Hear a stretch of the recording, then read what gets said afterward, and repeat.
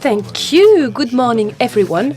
I'm sorry I've not prepared any PowerPoint document, but Jean-Marc made a very comprehensive presentation, so I think it was sufficient. I've listened to him, and I agree on the fact that the issue is complex. We are speaking in this roundtable about a new world, a new model, yes, but not one model, several models, and the governments of these various models worldwide do not work or not sufficiently. So the answers that have to be given to these issues have to be sought globally, and the capacity to cooperate in Europe, for instance, is being less and less of a reality. The European elections will take place next year, and we wonder what the programs of the various political parties will be, because what we hear for the moment in the political speech is that they speak less and less about this requirement, this necessity. And in the German parties, for instance, the decisions that had been taken without even discussing with the other countries or without agreeing with the European Union in general. So it's a global issue. As Jean-Marc Jancovici said, global climate change is not a utopia, it's a reality. The IPCC report that is going to be released soon indicate exactly this fact. So it's a global issue, but we see that the various responses, political responses to this reality remains local and extremely egoistic. In Germany, they are speaking about Wende, which means change. In the United States, energy transition is a national policy that aims at increasing energy efficiency through economic development. It creates 1 million employees. And actually, Obama was elected based on quite a green speech, much greener than Bush's. But I mean, the energy transition that is talking about it was green originally, but it's based on growth, economic growth. In France, the government has decided to have a moderate energy mix, switching from 70 to 50% of nuclear power. If energy transition means decreasing CO2 emissions, in France we are well positioned because the hydraulic energy does not produce CO2, whereas the quantity of oil and gas that we buy for 60 billion euros is a very, very high consumption item for the whole country. So it has been decided, the government has decided to alleviate the tax quantity on renewable and on energy transition for houses, for the buildings. This is good news. There are two things I would like to focus on now. One that is very often forgotten, the question of the precarity, energy precarity or energy poverty. And the second one, linked with my position at ERDF, is the question of networks. Energy poverty. Nowadays, on the globe, we've got 1.3 billion people who do not have access to electricity. 1.8 billion people use wood to heat. The lack of electricity is a reality for 57% of the African people, reaching 80% in Uganda. And just one more figure to give you an idea. among the 20 million people living in New York, they consume as much as the 800 million people living in the sub-Saharan area in Africa. 20 million in New York, same quantity as 800 in Africa. We are in Le Havre. We speak about positive economy. Well, if we wanted to find the budget necessary to solve this question of energy transition, it will take 40 billion euros. Shouldn't we decide of a global action? It is not utopia we're speaking about. It's not daydreaming. If we consider that energy, including electricity, of course, is essential for the environment and the development, don't we think that there should be a policy to provide a minimum level of energy for everyone in the globe? So Jean-Marc quoted Nietzsche on the evolution of humanity, of on mankind. But ces dernières années, elle a aidé beaucoup de pays, notamment africains, à se développer. Well, many African countries have been helped in the development, by Europe. But the problem is that Europe has been caught up by this energy poverty issues. And today, millions of people in Europe can hardly pay their energy bill, between 50 and 120 million people. Why don't we have such a figure between 50 and 120? Because we don't have the tools, the metrics, to know exactly what the amount is. We should also avoid cliches. In France, we consider that we are socially advanced. The only country in Europe that worked on this question of energy poverty are the UK. Tony Blair, when he arrived on power, he has decided to define it, saying that 10% of the budget of a household dedicated to energy corresponds to an excess of energy budget, and so those households should be helped. In France, for the moment, this issue is not really dealt with. On the opposite, the situation is degrading. In 2008, a law was voted to deal with the question of energy poverty, but nowadays the quantity of subsidies for the poorest is decreasing. So it's a central issue.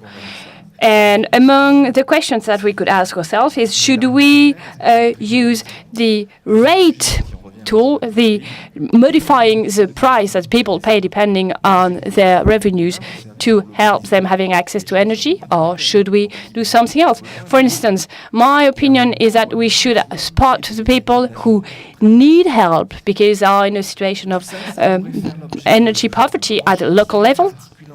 Could be Le Havre, but nationally as well.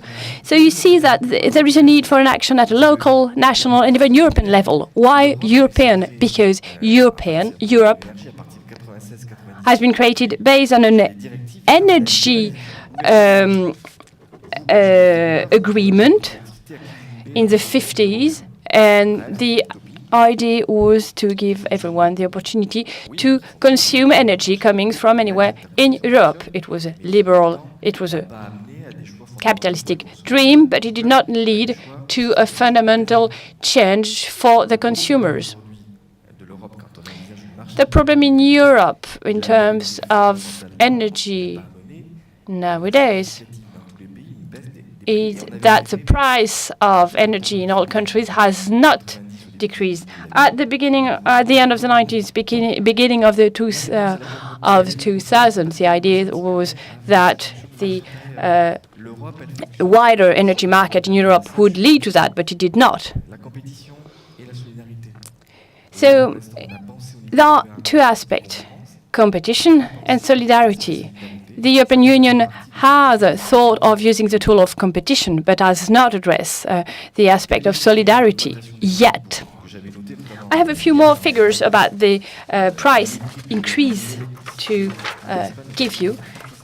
In Spain, plus 60% in average since 2007. See, they are literally stifled. I don't know how much they will accept, how much they will be able to bear before social turmoil.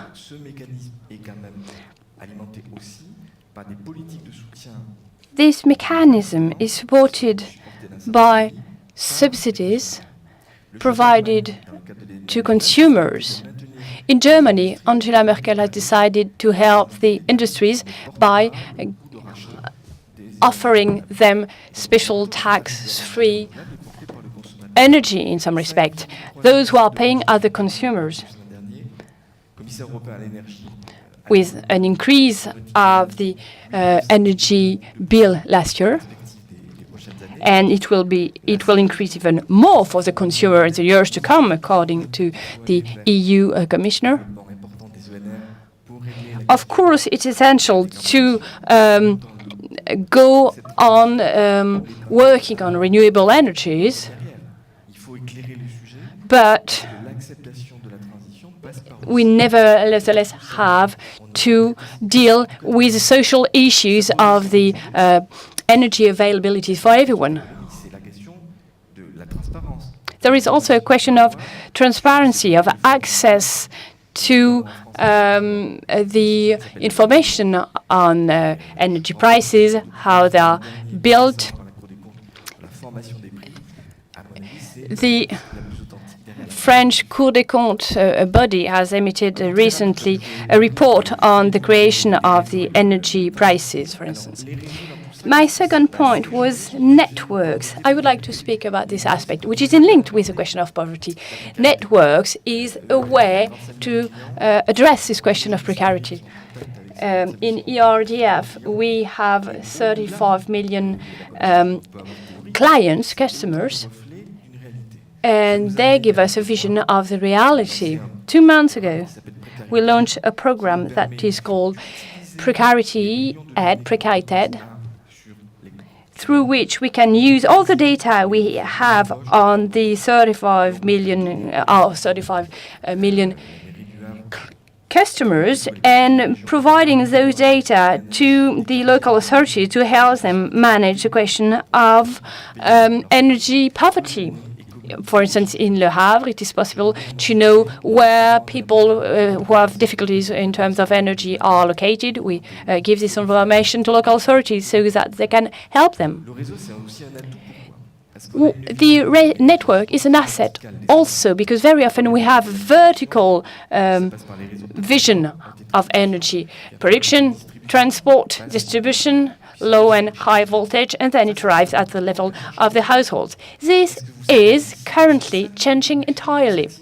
Do you know here that for the past 5 or 6 years, we have seen the massive development of small-scale local energy sources? Today, there is potentially the equivalent of 10 nuclear power plants in local small sources of energy that could provide energy to the household for the bottom and not from the top. This already exists, and this is a transition that is fundamental. The middle voltage network has recently created automation management for the past years that in order to be able to manage the arrival of these new sources of energy.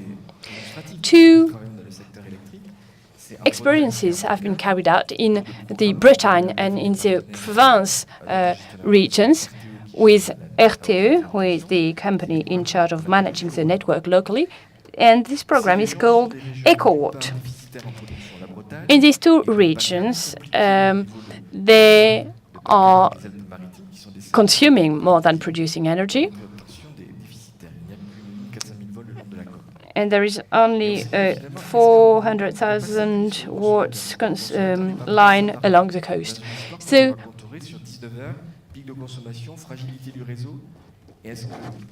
we wondered whether the consumers from Brittany or from PACA would be ready to change their consumption habits in order to consume at the right time, in order to behave like a citizen, using the washing machine at 7 p.m. instead of or 8 p.m. or whatever. It was not something they were paid for. We only communicated this information to the consumers to see if we could change the habits together. Which leads us to an industrial project. We have worked with Jean-Marc Ayrault, who said that he would support the implementation of 35 million smart boards in each household to be able to manage electricity in a clever way, following very closely their energy consumption, so that the consumer could become a real active stakeholder in his or her own consumption of energy. So you see that the classical infrastructure, the networks that you see in your daily landscape, which is a bunch of technology and beams and wires, etc., are in reality solidarity instruments. For the past 6 months, we've heard about the myth of self-sufficiency, local self-sufficiency.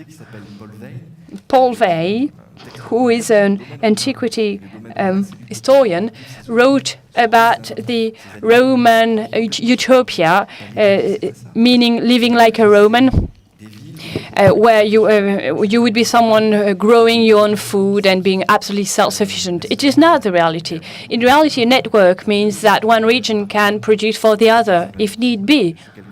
And if a French region, consumes 8% of its consumptions, can give the 20% left to the neighboring region. So in France,